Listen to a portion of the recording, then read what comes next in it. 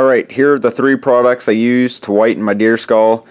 As you can see, the first one right here is basic white, and then you got volume 40. It's like a peroxide. Then you got Mop and Glow. The Mop and Glow comes last, so just make that go away. And these two you want to mix up. So the volume 40, it's like a glue kinda. It's like a paste when you get it. Then you want to mix it up with the powder over here, the basic white. It's a powder. Usually mix it up. I usually use 2 scoops of the basic white, and it comes with its own little scooper. I usually use 2 of them, and then I kind of eyeball the volume 40, so just mix it up to when it makes a paste. Then when you got the paste, you want to paint it on the skull. I usually leave it on overnight, 24 hours if you want to. But then you just want to wash it off with your regular old hose. And once you wash it off, you want to take it in somewhere where there's a lot of heat, or set it in front of a fan to dry. And when it dries, you can see the progression of the white just moving up the skull and it getting whiter. This in here didn't turn out too bad, the skull I did. As you can see right there, there's a little bit of like darker spot where it didn't turn white. That could be from oils. I just skunned the deer out and left it sit for a while, so basically the skin just sucked down right on the skull, and the oil soaked into the bone, and that kind of ruined it there. But it's alright. It's for me, it's not for someone else, so I really don't care.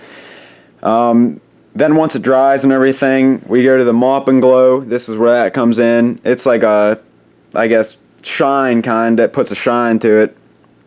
You put the Mop and Glow on with a paintbrush, and leave it sit by the fire or whatever you got going on, a fan, and it will dry nicely and hopefully turn out like mine.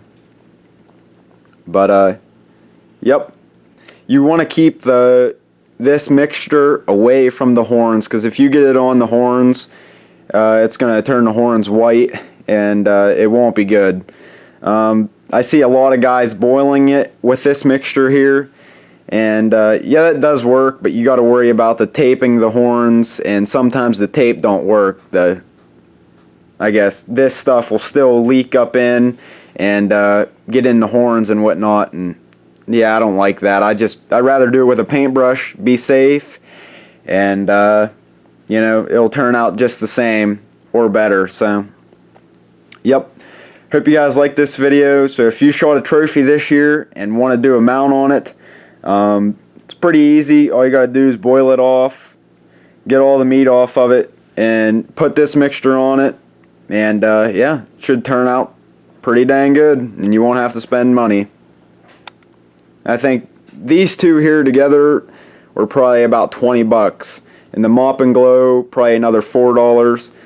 So you're only looking at like 25 bucks just to do your own mount, so it's not a lot.